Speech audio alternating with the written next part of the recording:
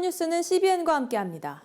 코로나19 바이러스가 확산하기 시작했을 때 마이크 폼페이오 전 미국 국무장관은 즉각적으로 시장이 아닌 우한 바이러스 연구소를 기원지로 의심했습니다. 그러나 의료계와 일부 언론은 그를 믿지 않았습니다. They didn't accept what we said, the data set that we laid out before them, because they played politics. They had a theory of the case that was based on this was Mike Pompeo saying this. And he works in the Trump administration, and therefore there's some other angle here. They're trying to, it's a shiny object theory or whatever it is. 그러나 현재 미국 정부의 조사는 그가 제기한 의혹에 힘을 실어주는 결과였으며 미국 정부가 연구소에 재정 지원을 한 것으로 밝혀져 책임론까지 불거지고 있습니다. 폼페이오 전 미국 국무장관은 그가 진실을 찾으려고 할 때마다 내부에서 방해가 있었다고 주장했습니다. Inside the State Department, there was lots of debate about the efforts we had underway, but I was just vicious about demanding that the team do everything they can to sort fact from fiction. If it leads to a conclusion that's not the one that we think it is, great. We just want to get to the conclusion. Yeah. And so, but there was enormous resistance. We ran over the resistance as best we could, both from inside the State Department and from NIH and other places, people who didn't want to talk about the fact that there had been grants to the WIV. 한편 폼페이오 전 미국 국무장관은 미국 내에서 종교 자유가 공격받고 있다고 말했습니다. We saw it during the virus, churches that couldn't gather, pastors that couldn't bring their flock to a place while you had all kinds of other craziness going on, protests in the streets that were acceptable.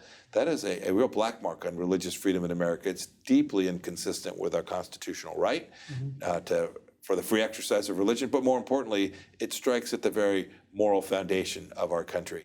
또 이 같은 상황이 영적 전쟁이며 크리스천들이 신앙을 잘 지켜야 한다고 전했습니다.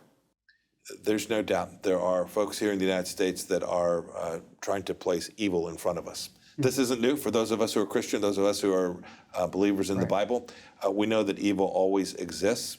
We also know that we're all sinners, but we know this. We have to be strong in our faith. 미주 CGN-TV 보내온 두 개의 소식 연이어 전해드립니다. 코로나19 대유행으로 어려움을 겪는 지역 식당과 주민을 연결하는 프로그램이 크리스천들을 중심으로 미국 오렌지 카운티에서 진행됐습니다. 현재 미국 네바다주 등 다른 지역으로도 확산되고 있습니다. 코로나가 극심했던 작년 6월 28일 다니엘 김은 오렌지 카운티에서 지역사회 리더들을 모아 품격 있는 음식 배달 프로그램을 만들었습니다. A little over a year ago when COVID was really starting to open up and unfortunately have a really negative effect in our community, I came across this idea of delivering with dignity, and it was a very elegant model to collaborate between restaurants, private businesses, as well as those who need food. 이 프로그램은 바깥 출입이 어려운 노약자, 어린이 등 취약계층과 사각지대에 있는 약자들과 지역 식당을 연계해 음식을 직접 집으로 배달해 주도록 하는 서비스입니다. 이 프로그램을 통해 코로나로 운영이 어려웠던 지역 식당들도 실직해야 했던 종업원들도 새 활기를 찾게 됐습니다. A year ago, all these restaurants were closed down. The economy was essentially in a very, very bad situation. We thought, let's turn these kitchens, which are really important community assets, let's turn those kitchens and what they do well into community food centers. And on the other side, we have a lot of people who can't afford food or because of COVID, can't even afford to go out and take that risk to go access the food programs that are already out there. So it was a perfect way for one group, public and private, to help each other, and that the community participates by volunteering to go deliver this food. 크리스천들의 참여가 두드러졌습니다. 직접 음식을 배달하면서 이웃을 섬기는 등 지역 사회 안에 활발한 소통 창구 역할을 담당했습니다. I've been delivering with dignity for about a year. I deliver at least once a week. My heart's warmed every time that I drive. There's one woman I've actually delivered to her twice now, and I think I'm the only person she sees that whole week. The first time that I delivered to her, she told me she was out of food and hadn't had anything to eat in 2 days, and how grateful she was to get the food. And it's just a nice feeling. These are people that are homebound for the most part and aren't seeing people and talking to people and our kind words go a long way for them. 이 프로그램의 정신에 감동을 받은 크리스천들은 이 사랑의 바통을 이어가고 있습니다. 네바다주에서도 이 프로그램을 시행하며 지역 주민과 식당 등을 돕고 있습니다. In time of need, when I come to our team, they come together. And these aren't FEMA meals, these aren't cold sandwiches, these are beautiful meals that are ready to serve. And that is where the term deliver with dignity came up. 최근에는 그동안 이 프로그램에 참석했던 단체와 자원봉사자들이 처음 음식을 만들었던 레스토랑에 모였습니다. 프로그램 시작 1주년을 기념하기 위해 이루어진 이 자리에서는 어려운 시기에 서로 헌신했던 이들을 격려하고 앞으로 계속해서 섬김을 이어나가겠다고 함께 마음을 모았습니다. It was really three important pieces coming together in our community, and to me, that's all about community togetherness. All right, and so that was the beauty of it. But the key piece of it that connects them all together are the volunteers. So the members of the church, members of the community, if they can volunteer, quite frankly, it was also something that I think is important to my faith, and the mission that I believe God has given for all of us to help each other. 한편 미주 CGN TV에서는 이와 같은 내용을 담은 미주 CGN TV 개국 특집 다큐멘터리 미국에서 통하는 한국인의 밥심을 제작해 오는 8월 중순 선보일 예정입니다. 미국에서 삶의 터전을 일군 선교사 자녀 MK들이 학업 중인 후배 MK들을 위한 지원을 위해 나섰습니다. 선배 MK들이 만든 단체 M카이노스에서 수련회나 소그룹 모임을 통해 멘토링 등으로 교류할 뿐 아니라 장학금으로 실질적인 도움을 주고 있습니다. 미셔너리 키즈의 약어인 MK, 세계 각국에서 전임 선교사로 헌신하는 기독교 선교사의 자녀들을 뜻하는 말로 통용되고 있습니다. MK들은 어렸을 때부터 다문화 등 여러 환경 안에서 자랐기 때문에 또래보다 많은 경험을 하게 되고 사회 적응력도 미리 훈련하게 됩니다.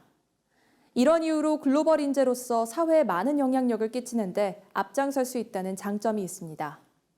그러나 이들 중에는 한국이 국적이더라도 한국 언어와 문화에 익숙하지 않거나 한국과 미국이 아닌 제3국에서 자라며 성장기 동안 여러 문화와 언어를 한꺼번에 접하면서 정체성의 혼란을 느끼는 경우도 있습니다. 이를 위해 미국에서 7년 전 선배 MK들이 M카이노스라는 단체를 만들어 후배 MK들의 비전을 지원하고 수련회나 상담, 전공별 멘토링 등 여러 교류를 통해 다음 세대 MK들의 바른 성장을 위해 힘써왔습니다. 이제 제일 중요한 거는 MK들이 또 다른 후배 MK들에게 흘러보내는 거기에다가 가장 밸류를 두고 특히 많은 비용이 드는 대학교에서 학업을 이어가기 위해 고군분투할 때 여러 어려움이 생기는데요. 학비에 대한 부담, 그리고 생활비에 대한 부담, 이걸 어떻게 해결할 것인가를 실제로 이거는 정말 현실적인 문제구나. 저는 굉장히 많이 학교에다가 문을 두드리고 기도하고 하나님 제발 길을 열어주세요. 정말 간절하게 찾았던 것 같아요. 다문화에 익숙한 MK들은 대부분 특례 입학이 가능한 한국 대학교나 장학금이 많은 미국 대학교로 진학하게 됩니다. 어떤 학교에서 장학금을 제일 많이 주느냐를 보고 보통 한국으로 가는 MK들 혹은 이제 언어와 모든 것들이 조금 미국 쪽이 맞기 때문에 미국으로 오는 MK들, 그 현지에서 현지 학교를 가는 MK들이 있는데 그래서 M카이노스에서는 선배 MK들이 학업을 마치기 위해 짊어져야 했던 짐의 무게를 후배 MK들은 조금이나마 수월하게 덜 수 있도록 M커미트라는 장학 프로젝트를 만들어 진행하고 있습니다. 다양한 직업들을 가지게 되고 사회로 진출하면서 우리가 이제 고민을 하게 됐습니다. 그래서 어떻게 하면 우리가 후배들을 이끌어줄 수 있을까?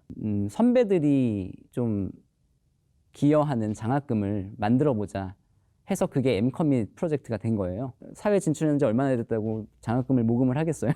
그래서 다 초년생들인데 이것들을 조금씩 모으다 보니까 주변의 교회나 단체나 혹은 어떤 개인 성도님들이 같이 참여하고 싶다고 해서 또 조인하시는 경우들도 봤고요. 그래서 그러면서 그분들도 이것이 단지 MK들 불쌍하니까 도와주자 이게 아니라 정말 하나님 나라의 어떤 정말 그 선교, 이것이 하나의 또 다른 선교다. 그래서 그렇게 생각하시고 기도해 주시고 응원해 주시고 서포트해 주시는 분들이 또 이렇게 생기게 됐어요. 지난 7년 동안 엠커미트를 진행하면서 선배 MK들은 재정적 지원뿐 아니라 성장 과정의 아픔이나 상처들의 회복을 위해 기도와 격려로 누구보다 든든하게 그들의 비전을 지지해주고 있습니다. 먼저 간 선배들이 정말 응원하고 기도하는 마음으로 너희들을 진짜 지지하고 서포트하고 앞으로도 정말 지금 꾸고 있는 그 꿈을 포기하지 않았으면 좋겠다. 그리고 하나님이 늘 함께 하실 거고 우린 정말 치어리더로서 이들에게 응원해주고. 현재 진행 중인 엠커민트는 엠카이노스와 비슷한 성격의 MK 글로벌이라는 단체와 협력해 오는 8월 15일까지 모금을 진행 중입니다. 이번에는 MK들이 달러를 기부하면 같은 금액만큼 달러를 후원해주는 기업의 매칭 펀드 캠페인도 함께 진행됩니다. 이 기간 동안 미국에 있는 한인 선교사 자녀 대학생이라면 누구나 장학금을 신청할 수 있고 MK를 돕고자 하는 개인과 기업 모두가 참여할 수 있습니다. 이것을 통해서 교회와 다른 단체들 그리고 정말 선교사님 자녀들을 돕고자 하는 그런 마음들 그리고 이것이 도움뿐만 아니라 우리와 함께 파트너십을 가져서 하나님 나라에 정말 우리가 기여하고 하나님 나라를 더 꿈꾸고 그리고 그것을 응원할 수 있는 그런 귀한 프로젝트가 되었으면 좋을 것 같아요.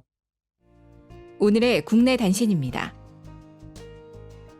한국교회 총연합 대표회장 소강석 목사가 최근 김부겸 국무총리 주재로 열린 한국 종교계 지도자 긴급 간담회에서 예배 공간에 따른 대책 마련이 필요하다며 수천석 규모의 예배당에 대한 유연한 지침을 정해달란 입장을 표명했습니다.